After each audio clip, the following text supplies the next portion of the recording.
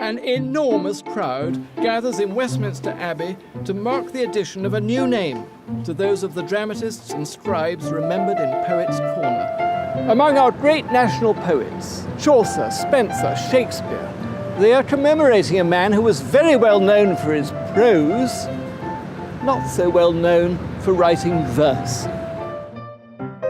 C.S. Lewis wasn't a great poet, but his prose guarantees him immortality.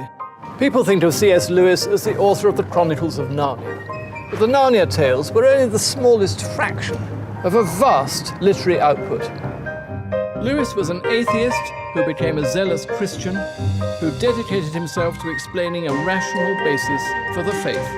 His theological books and broadcasts made him one of the most influential Christian thinkers of the modern age.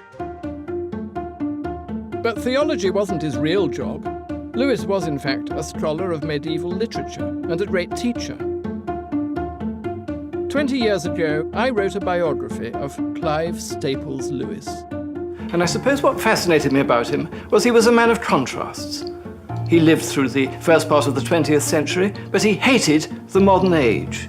He was a popular theologian, but he had a great crisis of faith. He was an extremely clever person, but a total incompetent. He failed the driving test 17 times. He ended his days as a university professor, but he was always a man who at key moments was ruled not by his head, but by his heart.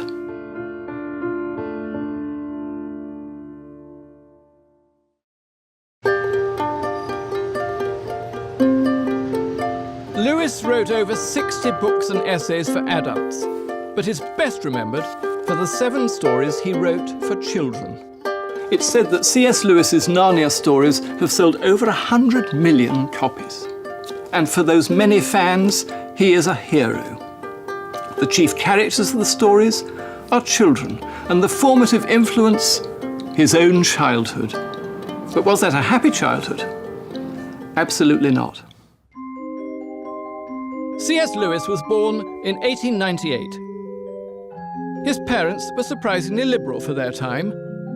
He grew up surrounded by books on all subjects with no limit to what he could read. Lewis would make his life and his fame in the most English of surroundings. But he was, in fact, an Ulster man from Belfast. This is the Little Lee, the house which Albert Lewis, a prosperous Belfast solicitor, had built for his family, and it's the scene of all C.S. Lewis's earliest childhood imaginative experiences.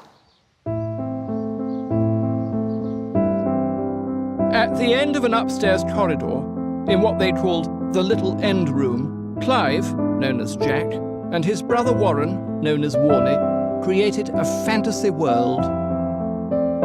In his autobiography, Surprised by Joy, Jack Lewis recalls a moth and twig diorama forest that Warnie made for him on a biscuit tin lid.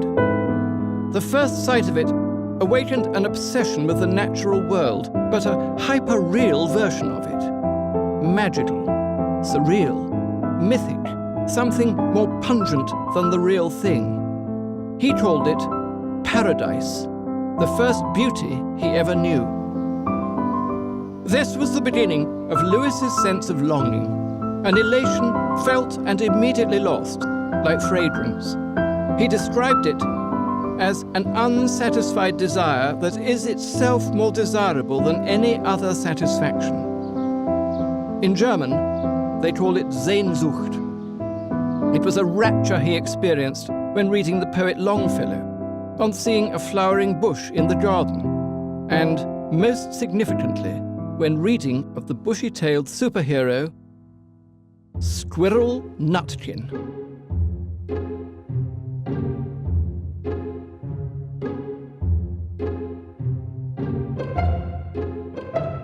Like most children of his generation, Lewis had read stories about talking animals, the Mad March Hare in Lewis Carroll, or the clothed creatures in Beatrix Potter. So it's hardly surprising when he started to invent his own stories as a child, his invented world, Boxen, was a place full of talking animals.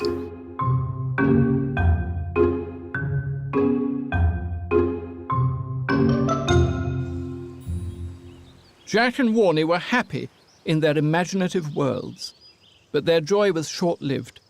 In 1908, when Jack was only 9, their mother Flora died from cancer. Poor little Jack, tormented by toothache, called out for his mother in the dark, and she didn't come. And he couldn't understand why she didn't come. And he called again, and his father came to him in tears and broke the news. It was always devastating to Lewis that he'd never had the chance to say goodbye to his mother. Before the death, there was the happy golden childhood in Northern Ireland. After it, there was the dark. He later wrote, "It was all sea and islands now. The great continent had sunk like Atlantis."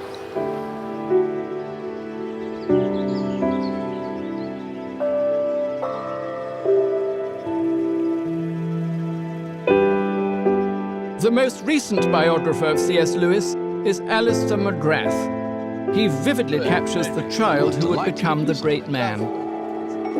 The death of Flora Lewis really brought that idyllic period to an end. It meant that Lewis had lost the lodestar of his life, I think. It's very clear that Lewis saw his mother as a figure of stability. His father's decision to send Lewis away to boarding school in England immediately after his mother's death, I mean, it may have been well-intentioned, but it was a mistake. And that, I think, led to alienation between Lewis and his father, but also, I think, led Lewis to really feel lonely, isolated, and wondering what on earth things were all about. How could he reconnect with a lost family life? Being sent to school in England so soon after Flora's death was something the 9-year-old Lewis felt acutely. He never forgot the horrible experience of sitting on the boat going over to England for the first time and hearing the English voices. They made him feel an alien. And although he spent all his grown-up life in England, he never quite lost that sense of alienation, which went as his strong imagination developed, with this romantic feeling of yearning and longing for something that was forever lost.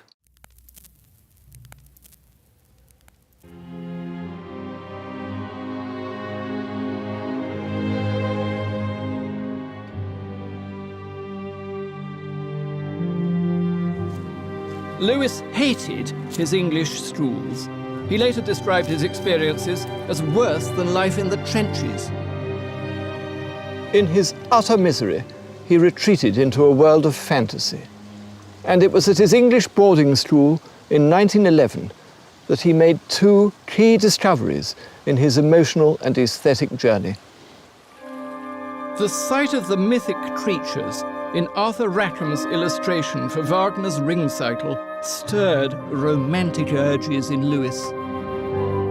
And when hearing Wagner's music of Siegfried and the twilight of the gods itself, he was transported to what he describes as pure northernness, a vision of huge, clear spaces hanging above the Atlantic in the endless twilight. Lewis was a sensitive youth, appalled by the brutality of public school. He loathed athleticism. He couldn't catch a ball or wield a bat. He used to say his whole life would have been different if he'd had different thumbs. He had these weird thumbs he'd inherited from his father, that there was no joint in his thumb. He could wield a pen all right, and always used a dip pen. Luckily for him, his education was about to pass into the hands of a man who cared not one jot about sporting prowess. William Kirkpatrick was a patrician classicist from Northern Ireland who taught Lewis's father. On realizing Jack's unhappiness at boarding school, Albert Lewis decided to send his son to Kirkpatrick. And it was Kirkpatrick who finished, or perhaps started, Jack Lewis's education at his home in the leafy Surrey village of Great Bookham. Kirkpatrick was waiting to meet the train, and the shy Lewis happened to remark that he was surprised to find the countryside of Surrey so wild. "Stop!" said Kirkpatrick. "What do you mean by wild? And why should you have a presupposition about the nature of a countryside you've never seen in your life?" Over 3 years, Kirkpatrick re-engineered Lewis intellectually. making him a hardened dialectician, logician, and orator. By 18 years old, Lewis read the classics in the original languages and could retain them all. And there was another transformation. The Ulster Protestant boy had turned into an Ulster Protestant atheist, like Kirkpatrick himself. At 17 years old, Lewis no longer believed in heaven, but he was about to step into an earthly hell. Europe was in the throes of war. And although Lewis won a place at Oxford to read classics in 1917, he almost immediately volunteered for active service and was sent here to Keble College, which had been requisitioned for officer training. The cadets were arranged alphabetically in the dormitory, and in the next door bed was Paddy Moore, a young Irish boy, very charming, with whom Lewis formed a friendship. With their imminent departure to the front line, Jack and Paddy made a pact. If one of them didn't come back, they'd care for the parents of the other. Jack's father, Albert Lewis, or Paddy's mother, Janie Moore. Paddy was sent to France in October 1917, and Jack arrived a month later on his 19th birthday. In writing about C.S. Lewis, I was interested in the psychological turning points that made him, and perplexed that the First World War didn't seem to have been one of them. He experienced the horror of trench warfare, took prisoner a whole German platoon, and was wounded by shrapnel that killed comrades standing next to him. Fellow combatants, like Sassoon, Graves, and Rupert Brooke, were inspired to write great poetry. Lewis also wrote verse in the trenches, but the collection, Spirits in Bondage, was unremarkable. He seems not to have been much moved by the horror of it all. He described the experience as unimportant. Was he in denial? In Surprised by Joy, Lewis uses a very interesting phrase, a treaty with reality. What he means by that is, in effect, there is a firewall he's constructed which keeps unsettling thoughts firmly on its other side. My own feeling is that the reason he does this is he found it so traumatic that he even finds remembering it very, very difficult. The war would, in fact, be a turning point for Jack Lewis, not creatively, but emotionally. Through his friendship with Paddy Moore, he met the woman with whom he'd spend most of his life. On the 24th of March 1918, Paddy was indeed killed in action, and Jack kept his part of the bargain to look after Paddy's mother. With peace came a return to University College, Oxford. He had rooms in college, but he was living in the suburbs with Mrs. Moore. He was 20, she was 46. Today, the C.S. Lewis industry includes tourism. Guide Peter Cousin is familiar with the succession of cheap lodging houses around Oxford, where Lewis and Mrs. Moore, or Minto as he called her, lived between 1919 and 1930.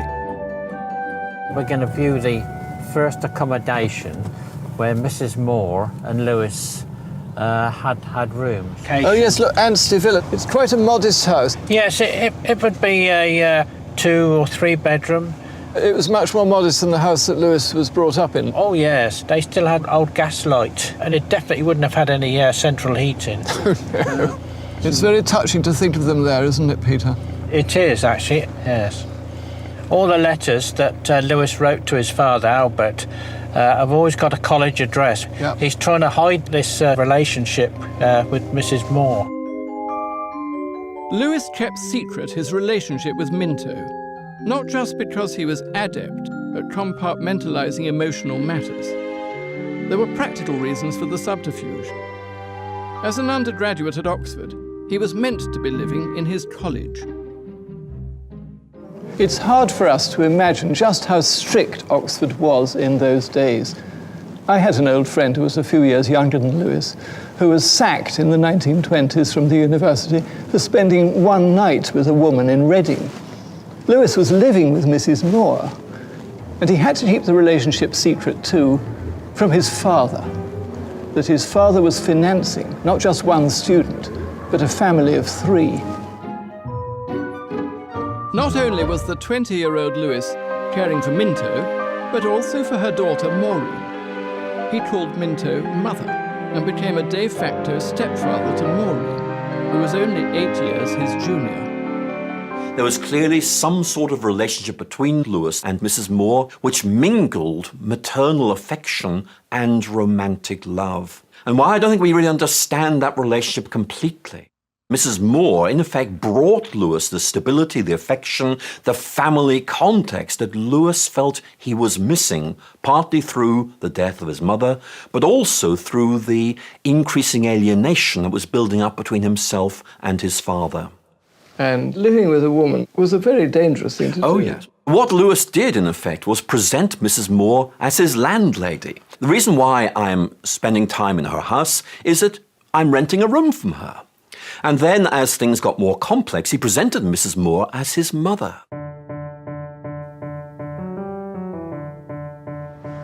Kirkpatrick's training paid off, and by 1923, Lewis had a first in classics to his name, with another first in English literature for good measure.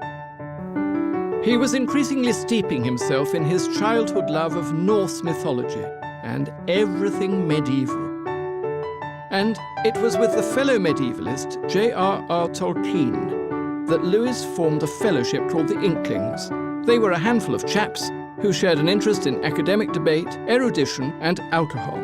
The Eagle and Child pub, always known as the Bird and Baby, was their Oxford drinking den. Lewis and cronies used to assemble here on Tuesdays between 12 and 1. The general idea was to down as much beer as possible before they ate lunch in their colleges.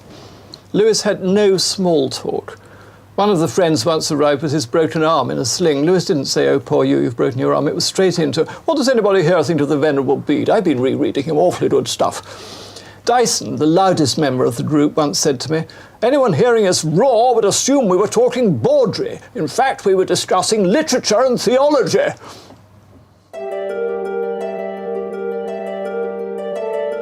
Lewis not only read the great poets, he'd always dreamed of becoming one. He tried his hand at war poetry unsuccessfully, and in 1926 he tried again with what he hoped would be his great work. Dyma is a long, rambling narrative poem about the citizen of a totalitarian state who wanders into a forest, and there he meets a beautiful woman. Only it turns out she isn't a woman, she's really a monster. Dyma and the woman monster have congress, and she gives birth to a son, and when he grows up, he fights Dyma and kills him. How do I know? Not, unfortunately, because I've ever got to the end. When I wrote my own book about Lewis, I found his prose, whatever subject he addressed, electrifyingly readable. But his poetry, oh dear, oh dear, oh dear, and Dyma, I'm afraid, defeated me. Poor old Lewis, it took him 10 years to write, and when it was published, it was such a flop. And ever afterwards, he felt so resentful of the success and fame of his contemporary poets. Lewis was, however, a great success as a medieval scholar. His academic passion had paid off, and in 1925, he had been appointed a Fellow of Magdalene College, teaching English literature. The position came with a salary of £500 a year, rooms and dining. C.S. Lewis spent hours of his life in this wonderful place, Duke Humphrey's Library, reading and reading and reading. Primary texts, the great texts of English literature, Spenser, Shakespeare, Milton. That was the stuff that interested him. We tend to take it for granted that English literature is one of the main subjects studied in universities, but this was not the case when Lewis first got his job at Oxford. Indeed, there were many of the all-male colleges that didn't teach English at all. They thought of it as a girls' subject. Now, Tolkien and Lewis were very much of the opinion that English literature should have a sound, scholarly, and above all, historical base. Laura Ashe, Fellow of Worcester College, Oxford, is a medievalist with an appreciation of the Irishman's contribution to the field. I think people forget how young English literature is as a subject. I mean, Lewis, of course, just picked it up in a year after he'd done the real subject of classics. And this was a time when people were staking out the ground. What's the point? Is this a technical subject, or is it a subject that's about grand ideas of culture and the human? And I think that's very clearly Lewis's approach. It's exhilarating reading his work. When you read something like The Allegory of Love, written in 1936, what he does is draw us into seeing the world in a new way. He says, "My own eyes are not enough for me. I will see through the eyes of others. And reality is not enough for me. I will see what other men have invented." So what was it like having C.S. Lewis as your tutor? What was it like being taught by him in his rooms just above me here in New Buildings, Magdalene College? His nickname was Heavy Lewis, and he could be a bit heavy. One of his pupils once said he couldn't see the point of Matthew Arnold's Sohrab and Rustum, great epic poem. Lewis was so appalled that he reached for his old regimental sword, which was lying in the corner of the room, and said, "The sword must settle this." But it wasn't all confrontation. When he first encountered his tutor, actor-to-be Robert Hardy was in uniform, as he was when we met. Robert, I notice you're wearing a Magdalen College tie. Yes, I did. I put it on for the occasion. That was presumably where you met C.S. Lewis. Yes, absolutely. I vividly remember going through the Porter's Lodge, and there on the lawn, coming towards me, I saw a man. I thought, oh, it's a gardener. But he had a tie on, so I thought, oh, he's the head gardener. And then immediately behind me, as he passed, he said, "Are you Hardy?" And I admitted. And he said, "Oh, well, there now. It's 11 o'clock and I'm going to be 5 minutes late. I'm Lewis, by the way." And I couldn't believe it. I was absolutely staggered at his appearance. From reading all the stuff that my tutor at school told me to read, I got a picture of Lewis. It was a sort of El Greco Jesuit. Thin, insistent, you know, and rather frightening. Probably pale and intense. Pale and intense, absolutely. But my goodness me, there was this jolly farmer, and I was absolutely in my element because I'm a country bumpkin, so I've adored him ever after. Did he entertain his pupils? Oh, yes, he did. He gave wonderfully jolly and extraordinary parties with lots of booze. I remember being hopelessly behind with an essay, and I said, "Oh, Mr. Lewis, I wonder, would it be possible? I'm supposed to be reading my essay too tomorrow, but I haven't quite finished it. I wonder if I could come on Thursday." And he said, No, don't bother about it for a second. Come next Wednesday at the usual time with an extra specially good essay. Because the great thing about being at university is to enjoy yourself, which I hope you are. And besides, look at you in uniform. You'll be off soon and you may well get killed. It's proper that you enjoy yourself, which I thought was so wonderful. Lewis was only a little older than his pupils, but to those he took to, he seems to have been fatherly. His relations with his own father, however, were more difficult. In 1929, Albert Lewis was taken ill. His son was at an emotional crossroads. Lewis came home to Belfast to see his father. He and Albert had barely been in contact for a decade, even though his father had supported him through his career. Lewis regarded his treatment of his father as the greatest sin of his life. But they were reconciled. When he realized that Albert Lewis was dying, Jack came back to East Belfast, and they had 6 golden weeks together in which the two men forged a friendship. Sadly, the Oxford term was about to begin, and Lewis left. 4 days later, after waving goodbye to his son, Albert Lewis died. Lewis returned here for his father's funeral and left this window behind me as a memorial to his parents. His father was, for Lewis, a symbol of a lost childhood. It wasn't so much his father he liked, it was much more what his father represented. I think one of the most moving parts of Lewis's correspondence is his description of how after his father's death, he and his brother bury all their childhood toys in the ground of Little Lee, almost saying, let's get closure on this. This is the end of childhood. The Lewis boys drew a line and moved on. Or did they? Jack Lewis had replaced his dead mother with a mother substitute in Minto. Albert's passing coincided with what might be seen as a process of finding a replacement father figure. Lewis had gone to the Western Front a devout atheist and returned with his convictions hardened. It was to be a slow process, but at 30, he began to change. In the Trinity term of 1929, I gave in and admitted that God was God and knelt and prayed, perhaps that night the most dejected and reluctant convert in all England. Lewis started to attend his college chapel here. This is his stall as a fellow of the college. But of course, at this stage, he still simply believed in God. He hadn't advanced to the position of believing in Jesus Christ. He had not yet completed his journey.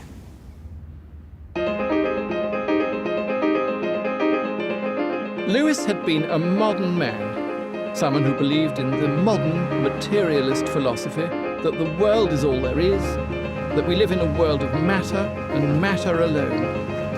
Yet he hated being modern. He felt as though he'd been imprisoned. And this is how he describes it in his autobiography. The odd thing was that before God closed in on me, I was in fact offered what now appears a moment of wholly free choice. I became aware I was holding something at bay or shutting something out, or if you like, I was wearing some stiff clothing like corsets or even a suit of armour, as if I were a lobster. He felt he was being given the choice either to keep this suit of armour on or to discard it. And he made the choice to discard the carapace of modern materialism.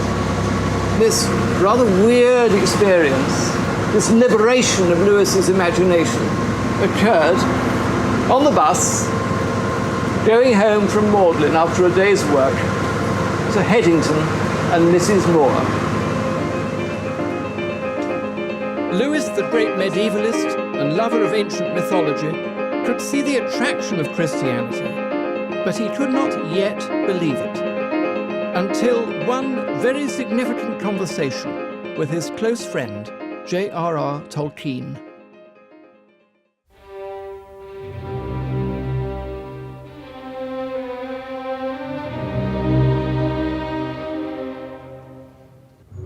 On the night of the 19th of September, 1931, they were here with another friend, Hugo Dyson, on Addison's Walk in Magdalen College. And as they walked, Dyson and Tolkien talked to Lewis about religion. They talked about myth. How could it be, Lewis said, that there are so many myths in the old world, in Egypt, in Greece, in the Nordic mythologies, of a young man-god dying and coming back to life, of Baldra in the Nordic mythology, of Adonis in Greece. How do you distinguish between that and Jesus Christ in the Gospels, who surely is a mythological figure who dies in order to rise and save us from our sins? Isn't that just a myth too? Yes, said Tolkien, of course Christianity is a myth. It just happens to be the one myth which is true.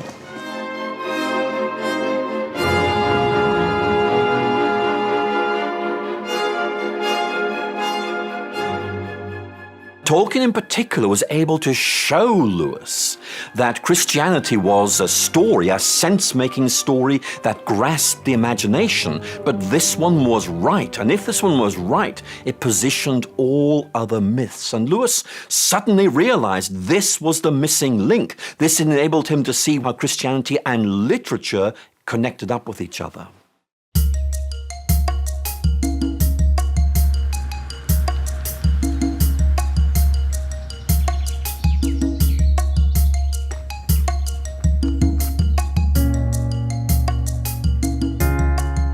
Lewis's central problem, how could the Christian myth be the only true one, was dealt with. All religions glimpse the wonder of God, but Christianity is the big picture.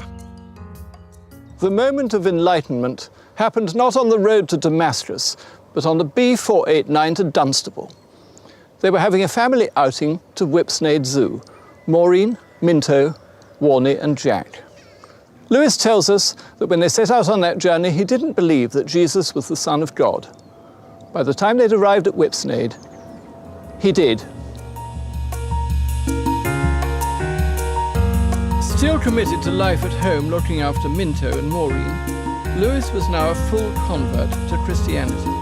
He saw it his duty to explain his new faith and began to write as a Christian apologist. The Screwtape Letters about human temptation describe how one senior devil instructs a junior devil, and The Problem of Pain, written in 1940, tries to explain how a loving God can allow us to suffer.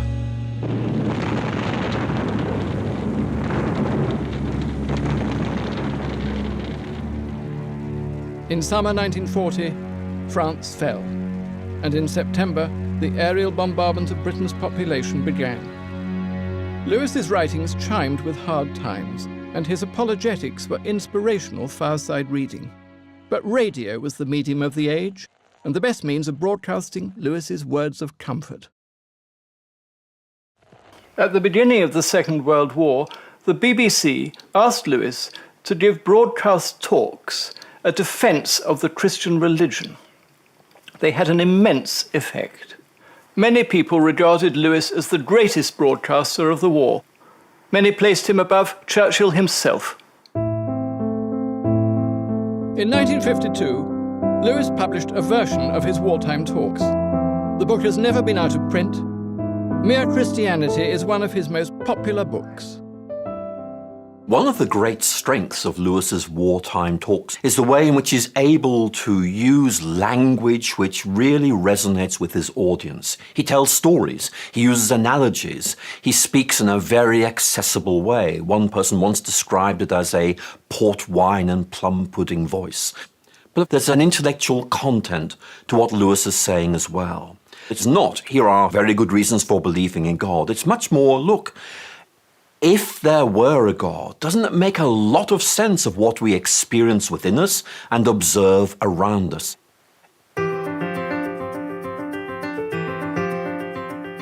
The wartime broadcasts made him a star at home, and the publication in 1942 of the Screwtape Letters made him an American celebrity. But by an irony, his ability to popularize theological ideas made him hated in the one place that really mattered to him, Oxford. Seen from the outside, at 44, Lewis was in his prime, but the Oxford academics weren't so impressed. What was an English don doing writing popular theology? Lewis was a spellbinding lecturer, so popular they found it difficult to get lecture halls large enough to accommodate his audiences.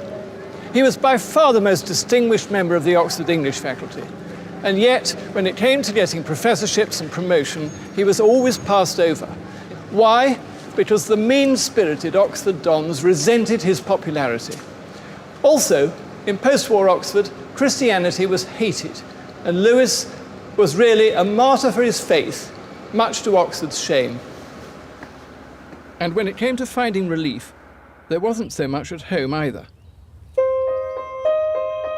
Since 1930, Lewis and his brother had shared this house, the Kilns, with Minto and Maureen Moore. Today the place is a shrine, presided over by acolytes like Deborah Higgins. Welcome to the Kilns. Thank you very much indeed. Yes, come into the common room. Wonderful. This is where Lewis would have received you. It's also where Lewis did some writing. There was a desk under the window, just like this one. Yeah, there he is. Yes. He did have bookcases on either side of the fireplace. Lovely. He owned over 3,000 books himself. And then we also have the map here of Narnia. A lovely thing to have. Yes, it is. It's beautiful. This typewriter is our only original artifact from the two brothers, and it's Major Warren Lewis's typewriter. It was on this very machine that he typed? Yes. He said in his diary he typed over 12,000 of Lewis's fan mail letters. Let's take a look upstairs. Certainly. There's 3 bedrooms. That was Maureen's room. This one, which was Mrs. Moore's room, and then this one, which was C.S. Lewis's bedroom. So a very frugal room. They probably only had about 2 fires that were ever lit in the house. Yes, there's often a picture of him wearing a thick dressing gown. Yes. Well, in C.S. Lewis's letters, he writes someone and tells them that he reached out to get a cup of water and the water was frozen. Conditions were wintry, all right. By the end of the war, Minto was 73 and her health was deteriorating. Warney, now an alcoholic, increasingly depended on Jack. Lewis's faith might have been holding him together at home, but his confidence was seriously shaken one February evening in 1948. The Socratic Society was a Christian debating club. C.S. Lewis often came to debate the philosophical implications of Christianity, or how these religious ideas impacted on society at large. He must have looked forward to one of his debating evenings in which the cut and thrust of the famous Lewis was on display and his opponents were all over the floor. How wrong he was. Sir Anthony Kenny was a priest before he became a philosopher. He knew Lewis's debating opponent well, an immensely gifted scholar named Elizabeth Anstrom. As a philosopher, she would become legendary, as would her encounter with Lewis. Lewis had published a book called Miracles, in which he maintained that if everything that we say and think is the result of purely mechanical processes in our brain, then there can't be any value, there can't be any truth. Nothing can be either true or false. And Anscombe refuted this with a rather simple argument. She said, suppose I stand on one of those weighing machines that say, I speak your weight, and it says to me, you weigh 15 stone. That is true, even though it is produced by totally mechanical means. And this simple argument did really undercut Lewis's position. It's a paradox, isn't it? Because a lot of people saw it as a conflict between the Christian Lewis and this bright, sparkly young woman. But in fact, she was fervently Christian as well. Yes, she was a very devout Roman Catholic.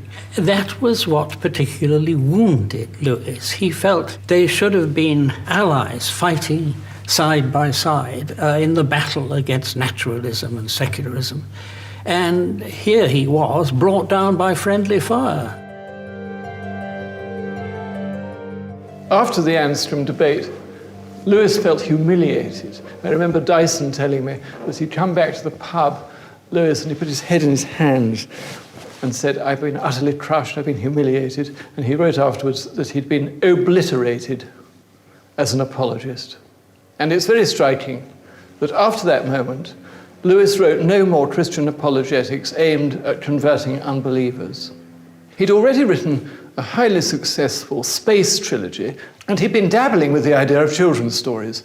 But it's surely no accident that after his humiliation in a philosophical debate in Oxford, he turned to the world beyond the wardrobe.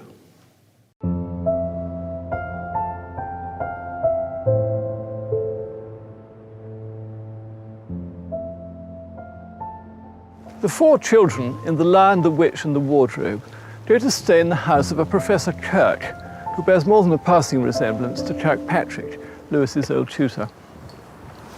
They find at the top of his house a magic wardrobe. When they pass through it, they've entered the land of Narnia.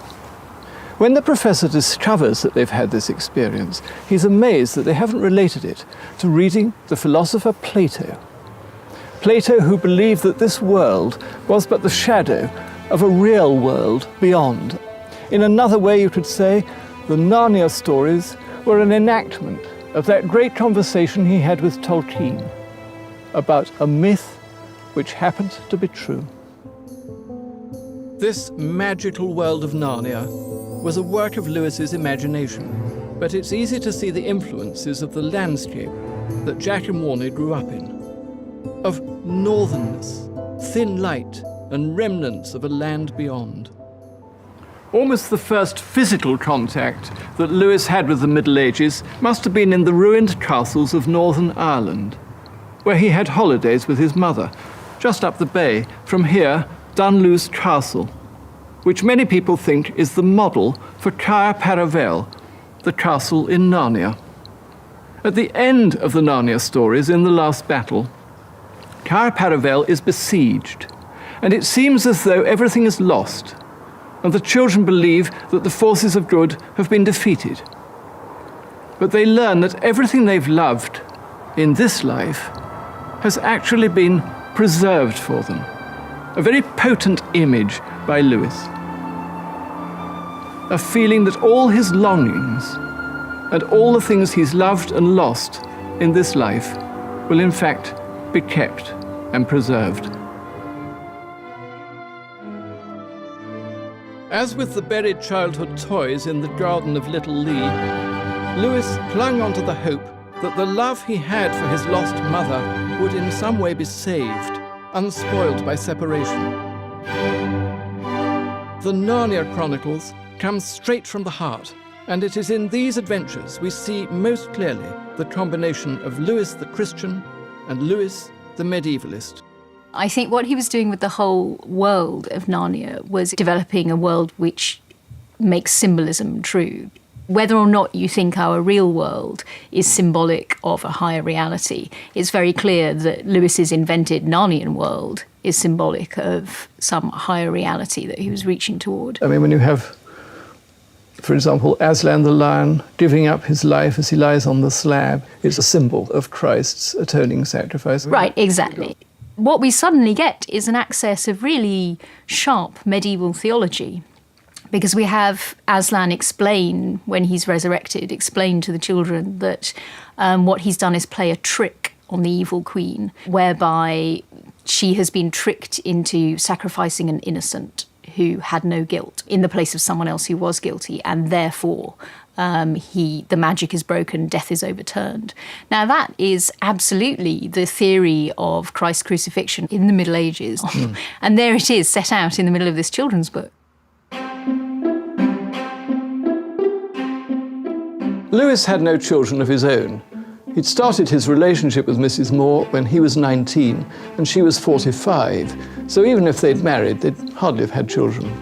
But she had children, and she was a very motherly type, and indeed adopted in an informal way quite a lot of children over the years. And when war came, this house, the Kilns, filled up with evacuee children.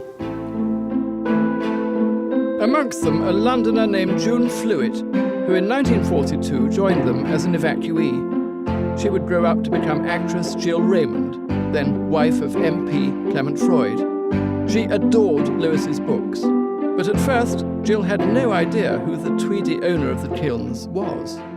I'd been there 2 or 3 days when he arrived, and I was in the kitchen, and Mrs. Moore said, "Oh, here's Jack." I was able to chat to him quite happily as a 16-year-old girl, until a few days later when I looked at the bookshelves and saw all these books by C.S. Lewis. He was my hero, but I had no idea that it was Jack.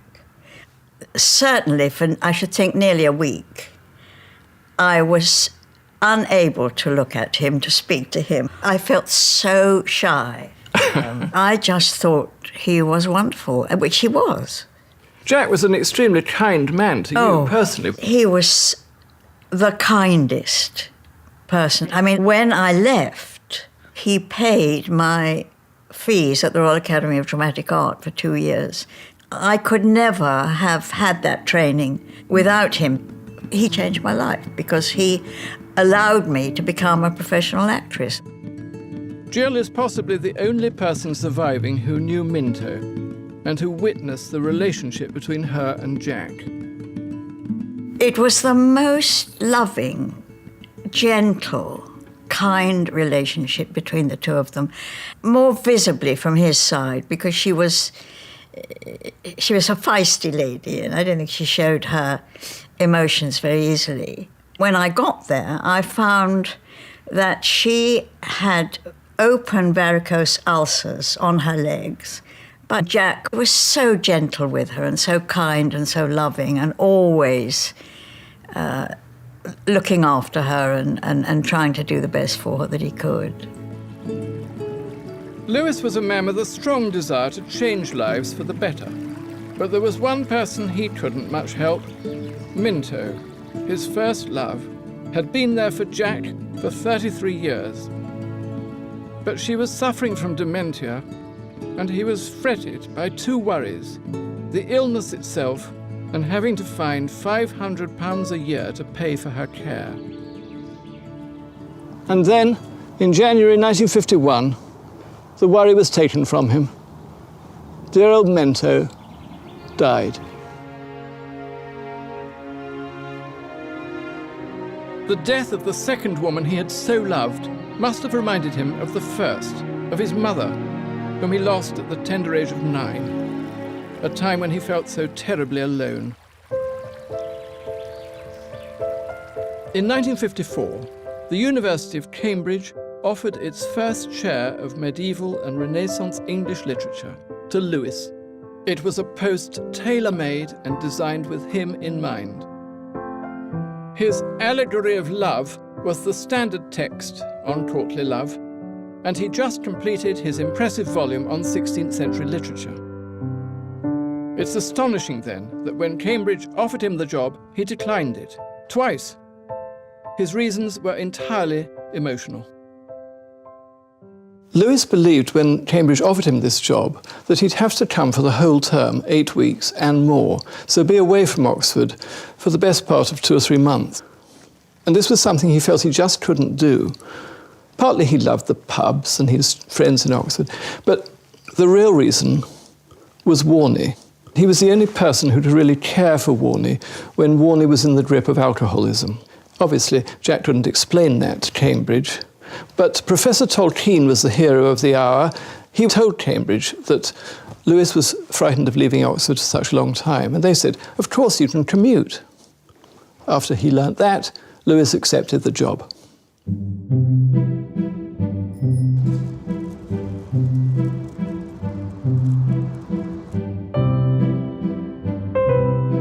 Lewis immediately liked Cambridge, and unlike Oxford, Cambridge liked him.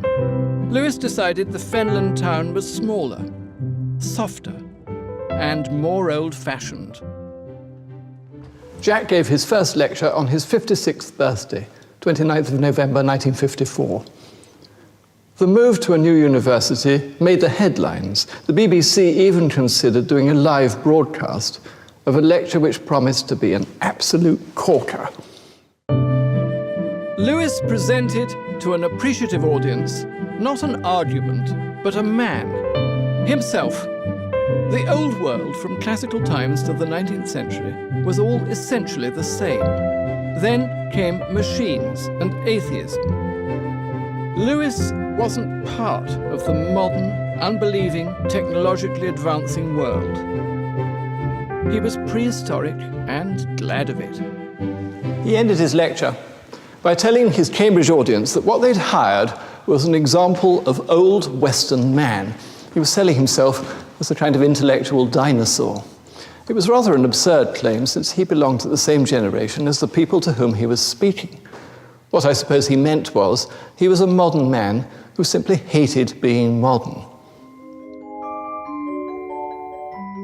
Despite Lewis's insistence that he firmly belonged in the past, it looked as though he would last forever. He had 13 more books in him and more than 40 articles and papers. The Four Loves in 1960 was the mature reflections of a man who could look back on a lifetime of relationships. With the wartime publication in the United States of the Screwtape Letters, Lewis had become internationally famous. With that fame came a vast correspondence, particularly American. Lewis made a point of replying to everyone. He had hundreds of pen friends. And one August day in 1952 found him in this hotel, the Eastgate, awaiting a meeting with one of those pen friends. He'd never met her. She was an American woman, and they'd agreed to meet here for a cup of tea and a chat. Joy Davidman was a former communist and aspiring writer, married but very unhappily, with 2 sons. She was 16 years younger than Jack Lewis and fell in love with him, or with the idea of him. Douglas Gresham was the younger of Joy's 2 sons. He and his brother David would eventually become Jack's stepsons.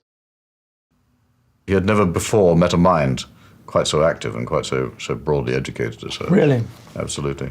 She was actually more widely read than he was. Jack had read everything in Europe, but my mother had read everything in Europe and everything in America as well.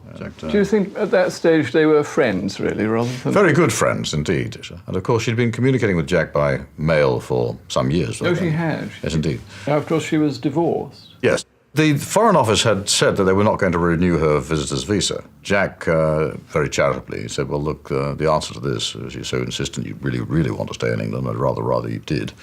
Why don't we have a civil marriage ceremony, was his idea. But it wasn't a marriage of love at that stage. No, it wasn't. I think that didn't happen until quite some time later.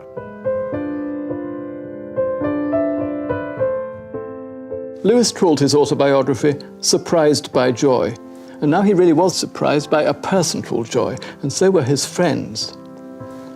Bachelor Lewis had now become the stepfather of 2 little boys, and the fusty old Kilns was being knocked into shape by an energetic American woman.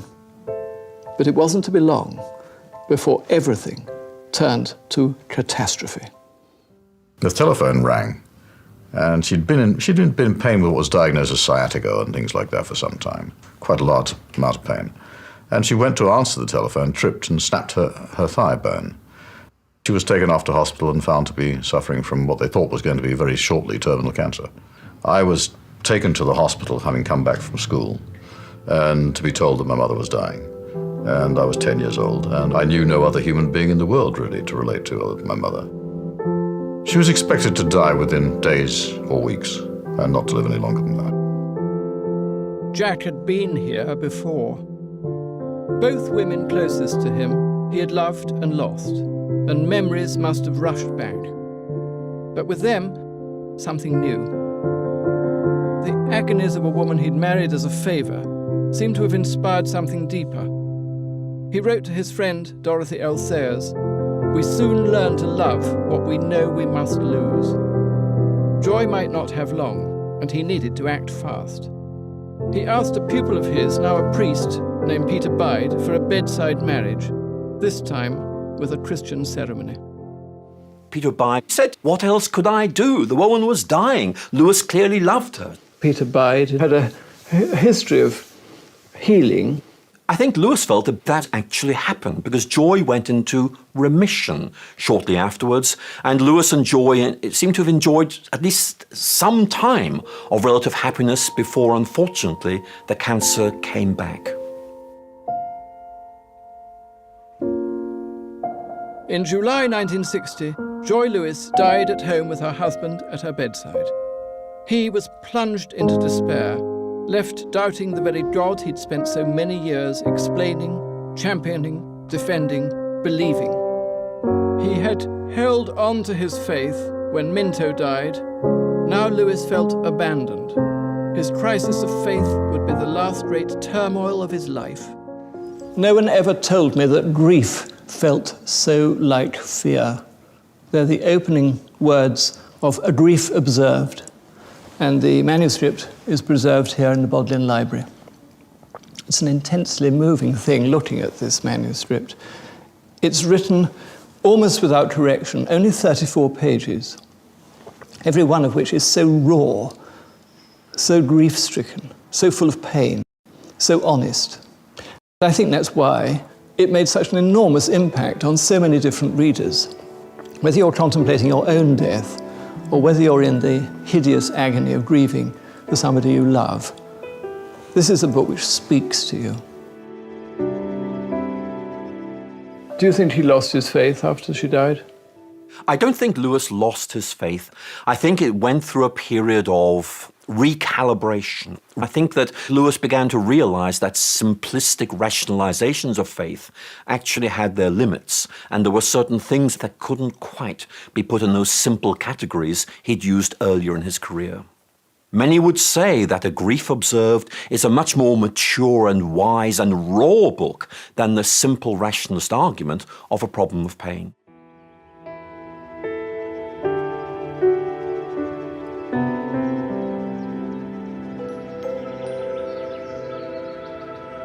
Jack joined Joy and Minto just 3 years later, dying from prostate cancer only 7 days short of his 65th birthday on the 22nd of November, 1963.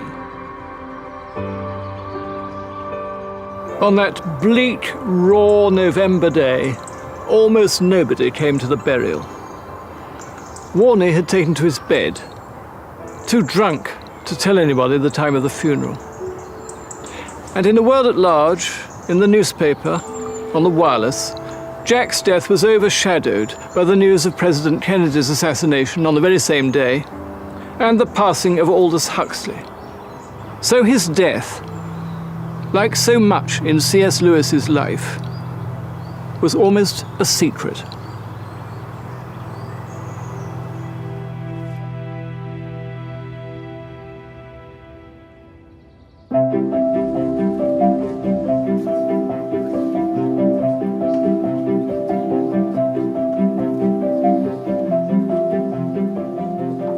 In the name of the Father, and of the Son, and of the Holy Spirit.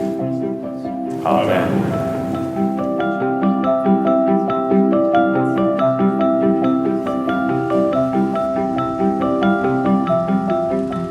Lewis set himself up as an intellectual at war with his own times.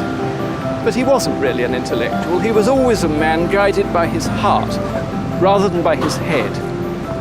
In fact, he had the temperament of a poet, even though he couldn't write poetry.